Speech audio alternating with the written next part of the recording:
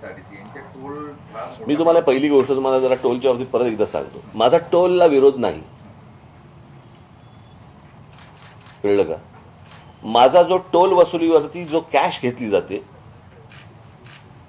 किती गाड्या पास होत आहेत, किती नेमका टोल वसूल होतोय, तुम्ही किती पैसे सरकारला भरलेत आणि किती पैसे तुमच्या खिशामध्ये येत आहेत, या कोणत्याही गोष्टींसाठी त्याला ट्रान्सपरन्सी नाही. टोल हा जगभर असतो, पण हीच गोष्ट मी अनेकदा माझ्या भाषणांमधून पण सांगितली, विषय टोल नाही आहे, विषय टोल वसुली आहे. समजा एक रस्ता आहे, हा रस्ता तुम्हाला काय मुंबई पुणे एक्सप्रेस हायवे पकडूया. मुंबई पुणे एक्सप्रेस हायवेचे पैसे भरून झाले की नाही झाले?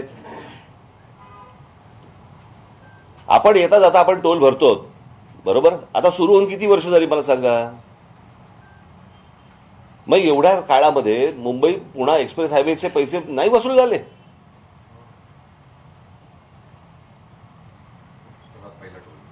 बरोबर की नाही? मग या सगळ्या गोष्टींची उत्तर मिळणार की नाही मिळणार? मी आता उद्या सकाळी मुख्यमंत्र्यांना भेटणार आहे आणि त्यांच्यासाठी मी पुढच्या आठवड्यामध्ये मी एक आमचं हे ठेवणार आहे, काय ते जे आम्ही आत्ता नाही का सगळ्या मुंबईच्या सगळ्या टोल नाक्यांवरती शूटिंग केलं, त्याच्यात जे आकडेवारी ज्या सगळ्या गोष्टी आहेत त्या सगळ्या ठेवणार त्यांच्यासमोर.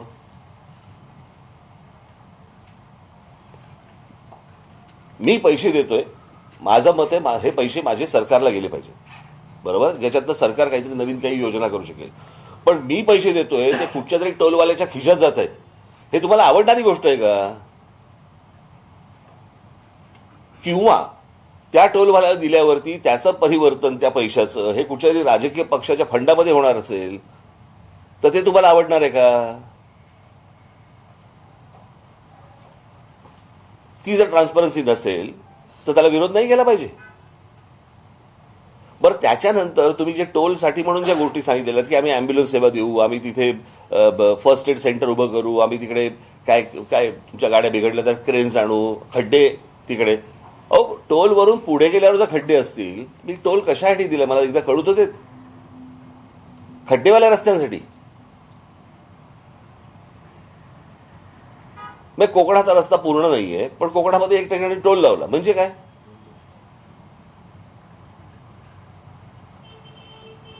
बरं, आता त्या तुमचं काही नवीन जो ह्या झालाय ना, नाही हो, ट्रान्स हार्बर, तिथे खूप काहीतरी एक वेगळ्या काहीतरी काही अत्यंत पॉवरफुल अशी तरी कॅमेराज लावले.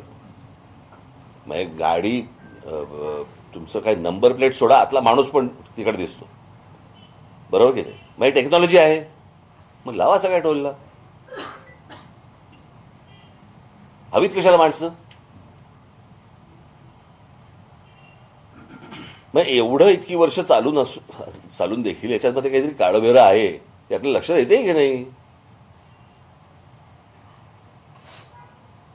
तुम्हाला राज्य चालवायचंय, तुम्हाला राज्य चालवायचं असेल, शहर चालवायचं असेल, तुम्हाला रेव्हेन्यू लागतो. रेव्हेन्यू तुम्ही वेगवेगळ्या मार्गाने तुम्ही घेत असता, पण तो रेव्हेन्यू हा राज्य सरकारच्या खिशात किती जातोय आणि एका खाजगी माणसाच्या खिशात किती जातोय हे पाहिलं पाहिजे की नाही, तपासलं पाहिजे की नाही?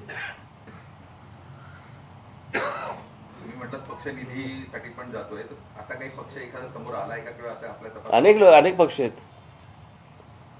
अनेक पक्ष आहेत. तुम्हाला काय वाटतं मला ऑफर्स नाही आल्या?